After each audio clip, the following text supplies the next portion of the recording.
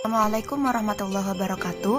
Kami dari kelompok 5 akan membahas mengenai pendidikan IPS SD di Kanada.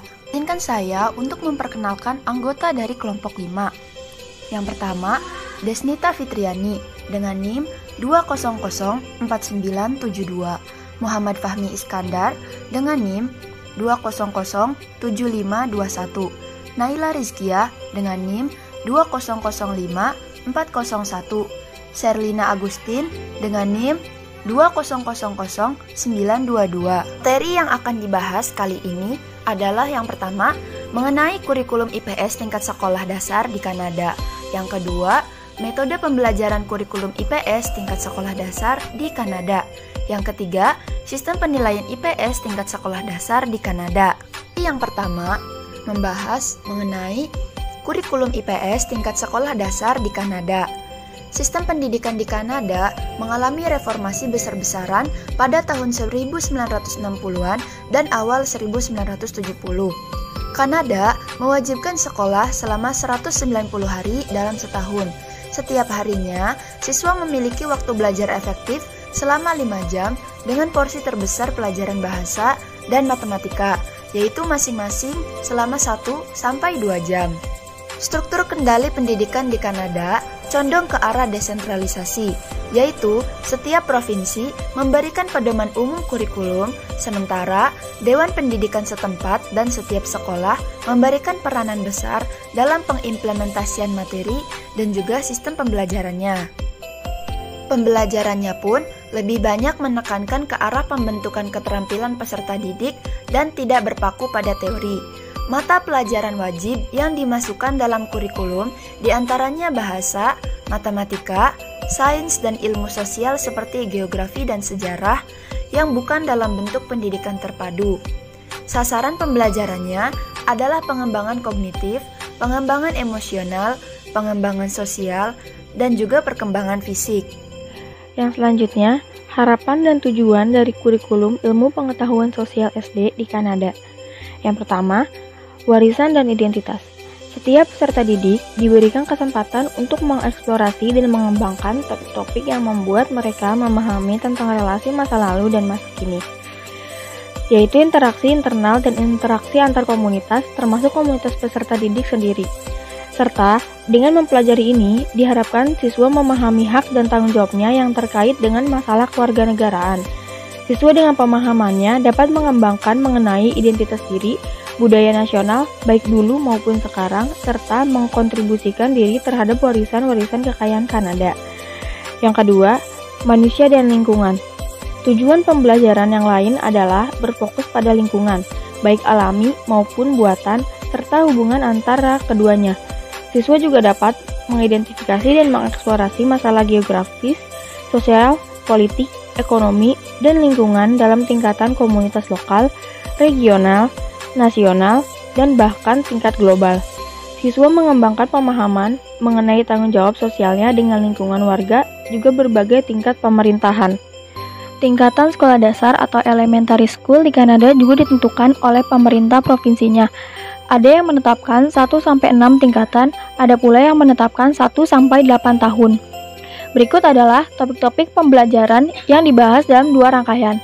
Kelas 1-6 sesuai dengan buku The Ontario Curriculum 2013, Social Studies Grades 1-6, History and Geography Grade 7 and 8, membahas tentang yang pertama, warisan dan identitas. Kelas 1 membahas tentang peran dan tanggung jawab kita yang berubah.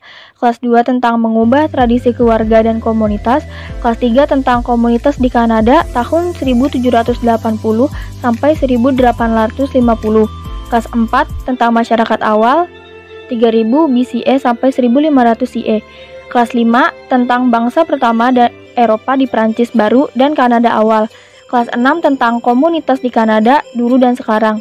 Yang B, manusia dan lingkungan. Kelas 1 tentang komunitas lokal, kelas 2 tentang komunitas global, kelas 3 tentang tinggal dan bekerja di Ontario, kelas 4 tentang wilayah politik dan fisik Kanada, kelas 5 tentang peran pemerintah dan kewarganegaraan yang bertanggung jawab, kelas 6 tentang interaksi Kanada dengan komunitas global. Dapat ditinjau bahwasannya kurikulum di tingkat sekolah lebih mencondongkan anak untuk belajar dan mengenal tentang lingkungan sekitarnya, juga mengenai kewarganegaraan yang di dalamnya mengandung unsur ekonomi dan politik. Metode pembelajaran kurikulum IPS tingkat sekolah dasar di Kanada. Pendidikan di Kanada, khususnya pada mata pelajaran ilmu pengetahuan sosial, menggunakan pendekatan centered students, yang berarti siswa lebih aktif di kelas dan berani dalam mengemukakan pendapatnya. Konsep yang diajarkan adalah konsep berpikir disiplin dan peningkatan pemahaman. Proses belajar juga menggunakan model inquiry proses dalam pelajaran-pelajaran sosial. Model ini memungkinkan siswa untuk menyelidiki peristiwa, perkembangan masalah, menyelesaikan masalah, dan mencapai kesimpulan yang dapat dipertanggungjawabkan. Terdapat 5 proses penyelidikan atau penelitian. Yang pertama, merumuskan pertanyaan. Yang kedua, mengumpulkan dan mengatur informasi, bukti, dan atau data. Yang ketiga, menafsirkan dan menganalisis informasi, bukti, dan atau data. Yang keempat, mengevaluasi informasi, bukti, dan atau data, serta menarik kesimpulan. Yang terakhir, mengomunikasikan temuannya. Sementara, tidak semua penyelidikan akan melibatkan kelima komponen. Selain itu, ada beberapa titik masuk yang berbeda dalam proses tersebut.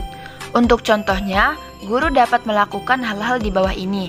Yang pertama, memberikan pertanyaan kepada siswa dan meminta mereka untuk mengumpulkan dan menganalisis informasi, bukti, dan atau data untuk menyelidikinya. Yang kedua, memberi siswa sebuah bukti dan meminta mereka untuk menganalisisnya dan menarik kesimpulan berdasarkan sudut pandang mereka. Yang terakhir, meminta siswa untuk menerapkan keseluruhan proses. Titik masuk ke dalam proses penyelidikan mungkin tergantung pada kesiapan siswa, pengetahuan, sumber daya, dan waktu. Sebelumnya juga dapat menjadi faktor. Penting untuk diketahui bahwa pertanyaan tidak selalu menghasilkan satu jawaban yang benar. Sebaliknya, untuk menilai keefektifan penyelidikan mereka, siswa harus mengembangkan kemampuan untuk merefleksikan tugas-tugas mereka. Sistem penilaian IPS tingkat sekolah dasar di Kanada. Dalam memberikan penilaian untuk siswa, tentunya yang pertama, guru dituntut untuk memberikan penilaian yang adil, transparan, dan dapat diterima oleh seluruh siswa, mendukung seluruh siswa termasuk yang berkebutuhan khusus dan menggunakan bahasa berbeda. Yang kedua, guru juga mengkomunikasikan hasil studi murid dengan orang tua pada awal tahun dan akhir tahun. Kemudian, di Kanada tidak ada sistem perankingan hasil belajar. Siswa dengan nilai paling tinggi akan mendapat penghargaan, bisa berupa sertifikat atau yang lainnya. Nah, kemudian kriteria penilaian dilihat dari beberapa faktor. Nah, dalam penilaian dan evaluasi pembelajaran siswa akan dibuat tabel pencapaian kriteria dan deskriptor. Serangkaian kriteria diidentifikasikan untuk penilaian setiap kategori di bagian pencapaian. Kemudian, ada beberapa aspek atau indikator penilaian siswa yang dinilai atau dievaluasi, yang berfungsi sebagai sebuah panduan mengenai apa yang diinginkan guru untuk mereka capai. Adapun dalam studi sosial, sejarah, dan kurikulum geografi, kriteria untuk setiap kategorinya adalah yang pertama ada pengetahuan dan pemahaman, menyangkut pengetahuan tentang konten dan pemahaman tentang konten atau topik. Yang kedua, berpikir. Dalam berpikir ini ada penggunaan keterampilan perencanaan, penggunaan keterampilan pemrosesan, dan penggunaan proses berpikir kritis atau kreatif.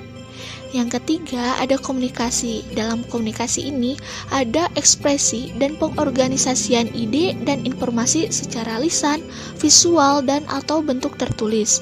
Kemudian komunikasi untuk audiens dan tujuan yang berbeda secara lisan, visual, dan atau bentuk tertulis, serta penggunaan konvensi kosakata dan terminologi disiplin dalam lisan, visual, dan atau bentuk tertulis. Serta yang keempat ada aplikasi.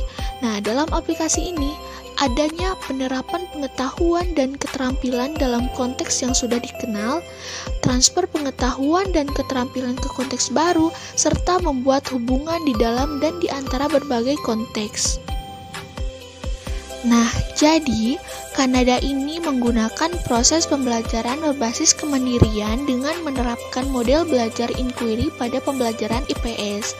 Jadi, siswa tidak berpaku pada teori dan melatih kreativitas, kemampuan berpikir kritis, dan komunikasi. Pengajaran IPS juga tidak diajarkan secara terpadu, melainkan pembahasan melalui topik-topik yang disajikan. Adapun sasaran pembelajarannya adalah pengembangan kognitif, pengembangan emosional, pengembangan sosial, dan pengembangan fisik, serta pembelajarannya itu berfokus pada lingkungan alami maupun buatan, warisan budaya, dan sejarah masa lampau.